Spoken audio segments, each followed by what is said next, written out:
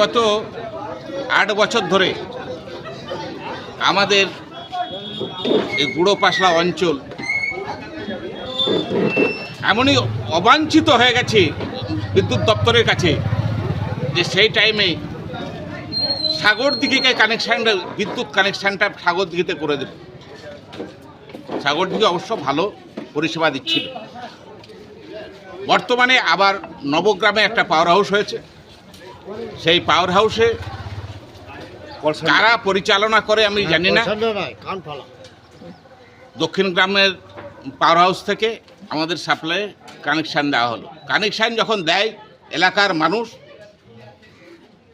প্রতিবাদ করেছিল না, এটা ভালো পরিষেবা দিচ্ছে সাগরদিঘি থাক।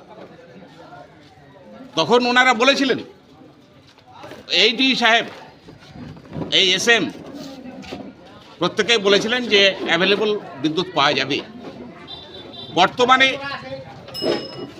আমাদের গুড়োপাশলা অঞ্চলে নিমগ্রাম, বেলুড়ি, নতুন গ্রাম, কুন্ডি, কোড়গ্রাম মুসলিম মানুষ তাদের রোজার টাইম ঠিক ইফতারের পর তারাবির নামাজ হয়। ইসলাম ধর্মাবলম্বী লোকেরা প্রচণ্ডভাবে ক্ষুব্ধ এই বিদ্যুৎ দপ্তরের বিরুদ্ধে। তাই এই বিদ্যুৎ দপ্তরের যারা কর্মচারী এনারা এসছেন, ওনাদেরকে গ্রামের মানুষ আটকে রেখেছে। যতক্ষণ না ডি, এসএম, এসএস ওরা আসবে, অ্যাসিস্ট্যান্ট ইঞ্জিনিয়ার, ততক্ষণ তাদের গাড়ি আটকে রাখা হবে। এবারে আমাদের দাবি যে আমাদের যে সাগরদিঘিতে যে কানেকশান ছিল, সাগরদিঘি লাইনে কানেকশান দেওয়া হোক। তাছাড়া এরা অপদার্থ।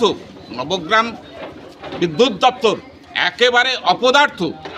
এরা পরিষেবা দিতে পারবে না, আর বিভিন্ন রকমভাবে মানুষের সঙ্গে কলহ সৃষ্টি করবে।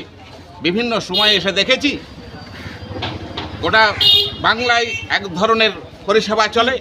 নবগ্রামের বিদ্যুৎ দপ্তর সরকারকে কালিমালিপ্ত করার জন্যে বিভিন্ন রকম পরিকল্পনা তৈরি করছে। এর বিহিত ব্যবস্থা করার জন্য আমরা আজকে সংগঠিতভাবে আন্দোলনে নেমেছি। নিমগ্রাম, বেলুড়ির মানুষ আছে, নতুন গ্রামের মানুষ আছে, তাজপুর কোড়গ্রামের মানুষ আছে, পুন্ডির মানুষ আছে। তারা আমরা সংগঠিতভাবে আজকে আন্দোলন প্রতিবাদ শুরু করেছি।